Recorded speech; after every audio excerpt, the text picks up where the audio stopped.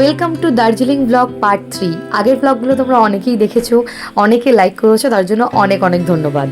দার্জিলিংয়ে ওঠার পথের সৌন্দর্যটা এবার যে কীরকম দারুণ পেয়েছিলাম তা তোমরা আগের ব্লগেই দেখেছো। হোটেলে পৌঁছেই যে যার মতো রুম নিয়ে সেট আপ বানিয়ে নিয়েছিল, আর তারপরে আমরা বেরোবো বিকেলবেলা মেলে, তো তাই জন্য সবাই রেডি হয়েছিল। ওই দিনকে আমার কিছু খাওয়া দাওয়া সেরকম ছিল না, কারণ 16 তারিখ ছিল একাদশী, আর একাদশীতে তো আমি কিছুই খাবো না।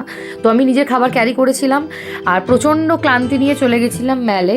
জেনুইনলি আমার শরীরটা ভীষণ খারাপ করছিল, কিন্তু রাস্তায় ওই অসাধারণ সৌন্দর্যে ক্লান্তি চাপা পড়ে গেলেও মেলে যাওয়ার পরে আমি আর নিজেকে ঠিক রাখতে পারছিলাম না। তারপরে সেখান থেকে উঠেছিলাম মহাকাল মন্দিরে। আগেরবার যখন আমি এসেছিলাম আমার মহাকাল মন্দিরে ওঠা হয়নি, তাই এইবারটা আমি মিস করতে চাইনি। দুবারই আসবো, দুবারই দেখবো না, তা কী করে হয়। ওপরে গিয়ে ভীষণ ভালো লাগলো, একটা পিসফুল জায়গা।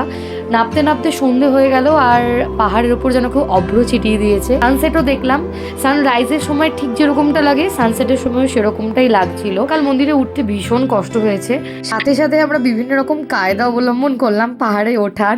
কখনো পেছন ঘুরে উঠছিলাম, কখনো আস্তে আস্তে উঠছিলাম। যাই হোক, সব কায়দা কাজে লাগিয়ে আমরা মন্দিরে উঠে বাবাকে দর্শন করে নিচে ফিরেও এলাম।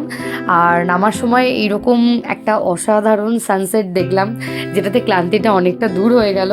তারপরে নামার সাথে সাথে আমার ক্লান্তি আবারও ফিরে এসেছিলো, তাই সেরকম কেনাকাটা কিছুই সেরকম করতে পারিনি। শুধু একমাত্র গেছিলাম গোল্ডেন টিপসে, বিকজ আমার বাইরে থেকে দোকানটা ভীষণ ভালো লাগছিলো, ভেতরে একবার ঢুকে দেখতে ইচ্ছে করছিলো, বাট যাবো কিছু কিনবো না এটা হয় না। তাই ভেতরে গিয়ে গিফট পারপাস একটা চা নিয়েছি। এই দোকানটায় যে কত ধরনের ফ্লেভারের চা আছে তা গুনে শেষ করা যাবে না, বেশ ভালো লেগেছে। দোকানটা খুবই ম্যানেজেবল। আর কিছুই সেরকম কেনা হয়নি। আর হোটেলে গিয়ে সেদিনকে ঘুমিয়েছি, একদম উঠেছি পরের দিন সকালে টাইগার হিল যাওয়ার জন্য। এখন আসি, বাই।